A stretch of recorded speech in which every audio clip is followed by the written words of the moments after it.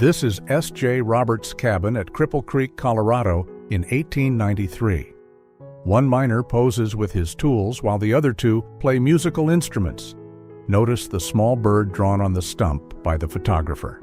The Cripple Creek Gold Rush had started just a year earlier and became one of the West's biggest strikes. Gertrude Three Finger, a Cheyenne girl, proudly posed for this photograph around 1900. She's wearing a fringed and painted hide dress trimmed with elk teeth. Her name, Three Finger, likely refers to a special skill, not a physical trait, perhaps her nimble way of doing detailed work. Jesse James and his murderer, Robert Ford, sitting next to each other, shoulders touching, posing for the camera. Ford, a member of James's gang, shot and killed the outlaw in the back of his head in hopes of collecting his bounty in 1882.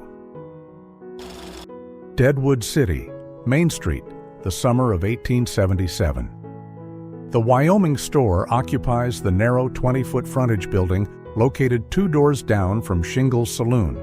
Next is the Deadwood Theater with its 30-foot frontage and dark-colored facade.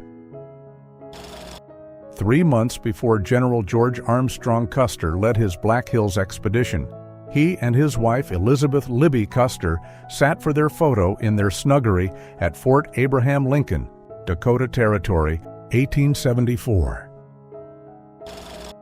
Belle Brazing started her career at 19. By 1881, she opened her own brothel on North Upper Street. Her establishment became known for discretion and luxury, attracting influential clients. In 1891, she opened a mansion on Megawan Street that became one of the finest places in the southern United States. Many believe she inspired the character Belle Watling in Gone with the Wind. Photographed by John C. H. Graybill in Sturgis, Dakota Territory, circa 1886, this cabinet card depicts an unknown soldier in the 25th Infantry and is the only known image of a buffalo soldier wearing a buffalo robe.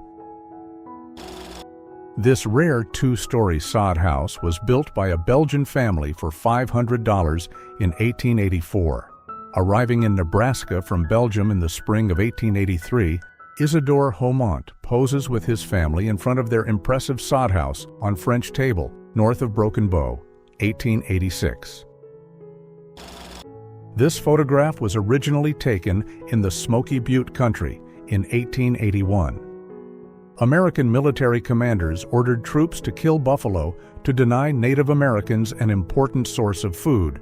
The mass slaughter of bison by settlers of European descent became a well-known ecological disaster.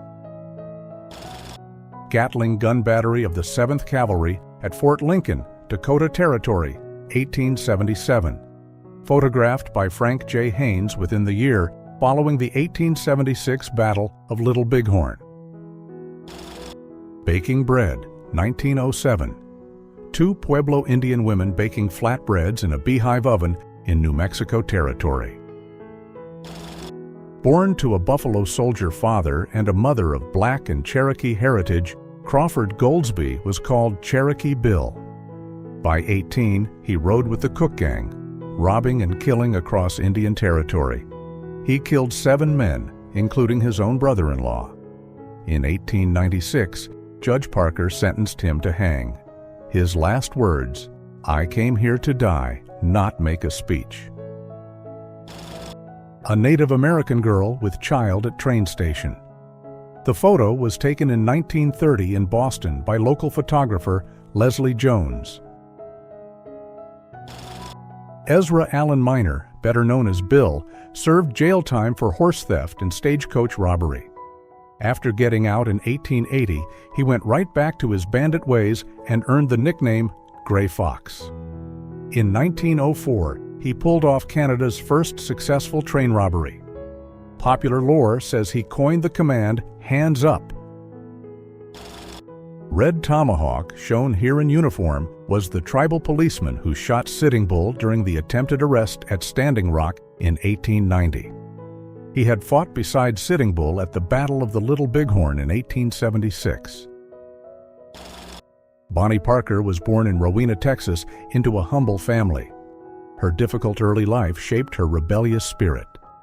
After meeting Clyde Barrow, they became the infamous duo behind daring bank robberies during the Great Depression. Her quick temper and defiance made her central to the Barrow Gang. Blackfeet Indians on horseback at Iceberg Lake in Glacier National Park. The still waters perfectly reflect both riders and the massive icebergs that constantly crash into the lake from the living glacier behind them. John Wesley Hardin at age 18, after finishing his cattle drive up the Chisholm Trail to Abilene, Kansas in 1871. His path had been bloody. He killed 4 Mexicans on the trail.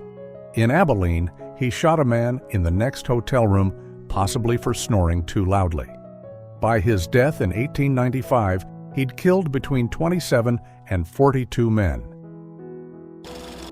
Known as the Thorny Rose, Laura Bullion joined Butch Cassidy's Wild Bunch at age 15 after working in Madame Fanny Porter's brothel.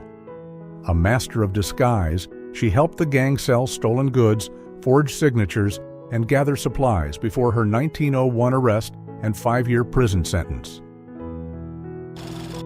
How rare to find a photo of any Victorian-era woman smiling, much less an American Indian woman smiling. But this happy Navajo woman obviously loved her life, a wonderful example of the humanity that existed beyond the cliches of the era. Bill Doolin became Oklahoma Territory's most notorious outlaw, beginning his life of crime with the Dalton Gang. This 1896 photo shows Doolin's body riddled by buckshot, courtesy of Deputy U.S. Marshal Heck Thomas.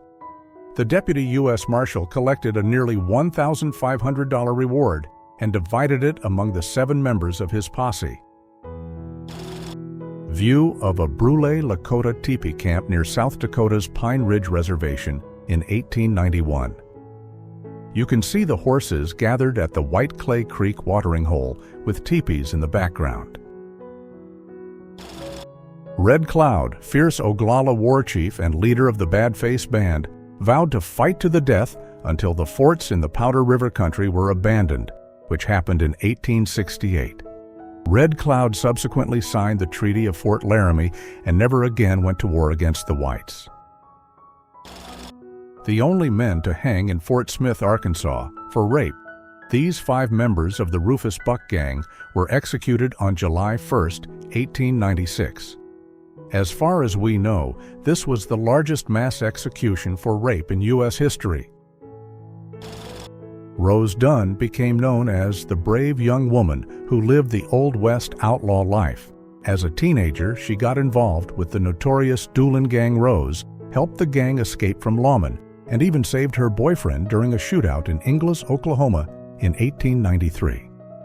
Eventually, she left that dangerous world behind, got married, and started a family. Scalping survivor, Robert McGee, 1890. In 1864, Robert was just a 14-year-old orphan escorting a wagon train across Kansas prairie when 150 Sioux attacked near Fort Larned. McGee was shot, pinned with 2 arrows, scalped, beaten, and stabbed. Left for dead, he somehow survived and recovered after soldiers found him 2 hours later. Desert Rider, Arizona, 1907. A rider fills his keg at a desert well. His horse drinks nearby, capturing the isolation of frontier life. A group of men play poker in a Wild West saloon, a common scene in the late 19th century. Poker was more than just a pastime. It brought lawmen and outlaws together over strategy and luck. Amid risky bets and conversations, the game symbolized the competitive and social spirit of the era. This is Black Dog, a Sioux police officer at Pine Ridge, South Dakota in 1890. His uniform shows how tribal law enforcement mixed military surplus with personal touches. He's wearing an army blouse with sergeant stripes, fur gauntlets, and a fancy neckerchief. This U.S. paymaster stage was heading to Fort Meade on the dangerous Deadwood Road. Whether Wells Fargo or the U.S. Army, A well-armed shotgun rider always rode along with valuable cargo army payroll was especially tempting to bandits. Donaldina Cameron saved and educated over 2,000 Chinese immigrant women and girls being trafficked in San Francisco's Chinatown. This iconic missionary risked her life, many times leading raids on places where young women were imprisoned. She founded homes for Chinese orphans, and in 1942, her refuge was renamed Donaldina Cameron House in her honor. Francis Densmore, recording Blackfoot Chief Mountain Chief in 1916. The Dakota and Chippewa songs could have been lost forever. Thanks to Francis, early Indian music from throughout the country is preserved forever. Hopi eagle hunters with their catch in Arizona, 1915. The Hopis sacrificed eagles as part of an important tribal ceremony. In the spring, Hopi youth climbed up to the nest and captured eaglets. They took the eaglets home and gifted them with baby presents and tenderly nourished them. Tethered on the rooftop, the eaglets were fed rabbits until the home dance in mid-July. Olive Oatman's life changed forever in 1851 when Yavapai Indians attacked her Mormon family in Arizona. After being captured, she was sold to the Mojave tribe, who raised her as their own. The blue tattoo on her chin, made from cactus dye, showed she belonged to their tribe and would join them in the afterlife. She was rescued in 1856, but her story became a representation of the complex cultural interactions of the Wild West. Sheriff Henry Plummer hanged in the gallows he built. Plummer led a gang of road agents in Montana during the gold rush. He was eventually caught and hanged by a vigilante group in Bannock, Montana, 1864. Apache basket weavers, 1880. Two Apache women hold woven baskets outside their wickiup, showcasing traditional craftsmanship and daily life. Orrin Porter Rockwell was a lawman in the Utah Territory during the Wild West period. Known as the Destroying Angel of Mormondom, he served as a personal bodyguard to Joseph Smith and Brigham Young. As a gunfighter, religious enforcer, and Deputy United States Marshal, Rockwell killed many men and was known for his endurance, loyalty, and relentlessness. A timber bridge was collapsed by a threshing machine in Parker County, 1890s. People gathered and trying to get the threshing machine out of the collapsed bridge. Imagine this: the man who survived the gunfight at the OK Corral standing on a Hollywood set, teaching actors how real gunfighters moved and drew their weapons. Wyatt Earp found his way into early film, advising on westerns. Some say he even appeared in silent films himself. The Battle of Antietam on September 17, 1862, is still the bloodiest single day in U.S. history, with 22,000 Union and Confederate soldiers killed, wounded, or missing. This rustic interior of a miner's cabin in Colorado, 1890, during the famous gold rush. Miners worked tirelessly digging into mountains or sifting through rivers for gold. Life was tough, long hours, dangerous conditions, and the constant challenge of surviving cold and hunger. This remarkable photo of Commerce Street in San Antonio was taken in 1892. It shows a bustling street scene before roads got paved. People walk on uneven dirt roads, horse-drawn carriages pass by, and vendors sell goods on small tables. The storefronts and signs give it that lively old town feeling of Texas. Chief Iron White Man, circa 1900. An Oglala Sioux, he fought under Crazy Horse at the Battle of Little Big Horn and later toured with Buffalo Bill's Wild West show. Ann Bassett, known as the Queen of Rustlers, showed courage and independence in the Old West. By her teenage years, Ann's striking looks, sharp wit, and fearless nature had captured the attention of the Wild Bunch. At just 15, she began a notorious romance with Butch Cassidy. Albaida, the Taos Pueblo woman warrior bride in New Mexico circa 1914. There she sits gracefully in a fringed garment embroidered with delicate beads. Her reflective gaze and composed posture convey a quiet dignity and unspoken resolve. Sheep herders were living on the range in Carbon County, Wyoming by the 1880s when a local blacksmith built the first sheep wagons. The above wagons reportedly belonged to the Blake Sheep Company, one of the largest operations in southern Carbon County in the late 19th century. Adelnietza stands with 17 other Apache men, women, and children. Photographer C.S. Fly captured this moment at Geronimo's camp just before they surrendered to General George Crook on March 27, 1886. Cowboy Stag Party. In frontier days, women were scarce on ranches, so men would two-step and waltz with each other at dances. Men who danced the woman's role sometimes wore handkerchiefs tied around one arm, like the gentleman at right here. This mid-1880s view of Denver, Colorado's Blake Street shows the notorious Palace Theater on the left.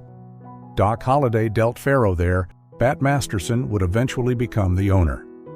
Above the street hangs a sign for a mercantile selling guns, knives, and field glasses.